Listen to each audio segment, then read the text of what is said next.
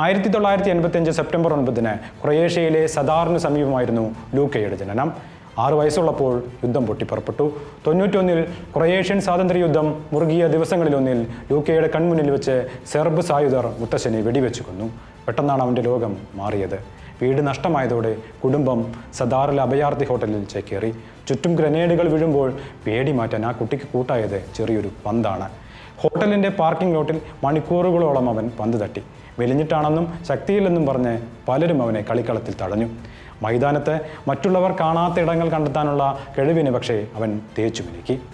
പ്രാദേശിക ക്ലബ്ബുകളിൽ നിന്ന് ദിനാമോ സാഗ്രബിലേക്കും ടോട്ടനം ഹോട്ട്സ്പറിലേക്കും പിന്നീട് റയൽ മാഡ്രിഡിലേക്കും അവൻ പന്തു തട്ടിയെത്തി. അസാധ്യമായ ദീർഘവീക്ഷണവും മിഡ്ഫീൽഡിൻ്റെ ഗതി നിയന്ത്രിക്കാനുള്ള കൃത്യതയും കൊണ്ട് മിഡ്ഫീൽഡ് മാസ്റ്ററോ എന്ന് പേരെടുത്തു.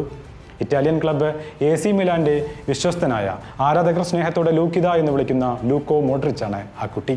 2018 ബാലൻ ഡിയോർ പുരസ്കാരം നേടിയപ്പോൾ ലൂക്കയുടെ ഭൂതകാലത്തോടെ കാലം സലാം പറഞ്ഞു.